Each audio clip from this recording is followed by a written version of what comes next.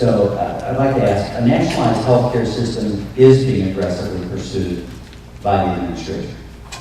This is opposed by conservatives. Why do you believe that's the case? Why is the administration pursuing this, and why is it being opposed by conservatives? Both subjects, I suppose, for one long evening.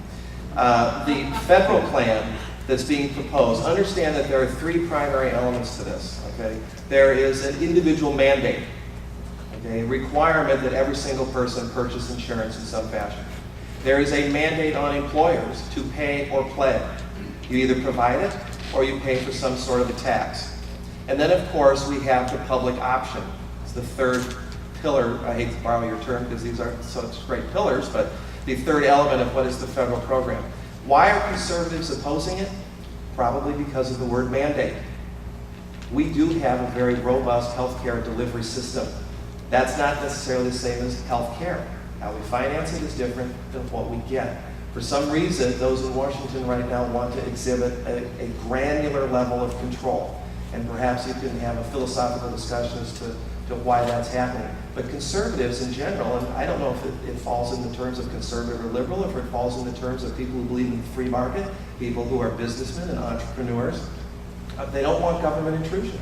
And when it comes to our health care, this is the very fabric of our community. Are you going to live or are you going to die? Amen. Who's going to decide that you can't have that treatment? Now, we've discussed even informally, would we ever get to that situation where the government would say, you die? Maybe we will, maybe we won't. But conservatives, as I understand the conservative movement, I believe to be one myself, that's something we strongly oppose. And that's why we're engaged in this debate, and that's why I think you're here tonight. Very good. Mr. Lamb? Roughly one half of this is going to be funded from the private sector through increased taxes. And one of them is either going to mandate that employers with more than 8 employees is going to provide insurance for its employees, or it will be penalized 8% for each one of those people. Now, in my lifetime, I have never seen a recession like this one. And it's going to get worse before it gets better in terms of unemployment. I believe that's the fact. Believe me, if an employer is looking at that number in terms of health insurance, they're not going to hire new people, and they may let people go. This is crazy in this circumstance to be talking about doing this. In 1968, Teddy Kennedy predicted that Medicare was going to cost $12 billion. The price tag this year is $1 trillion. Government does not run anything cheaply.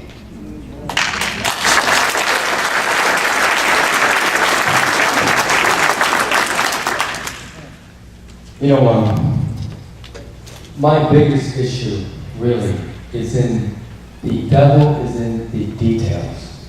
As you know, this document is over 1,000 pages long.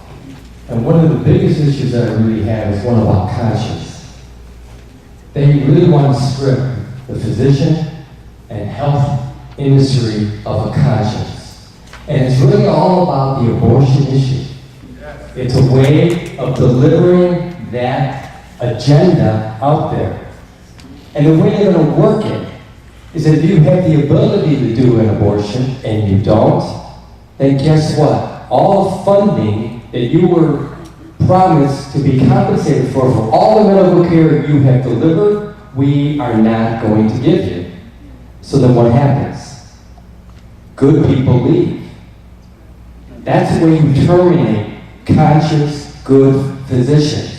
Because if they don't want to be the puppet of the government, financially you make it impossible for them to thrive.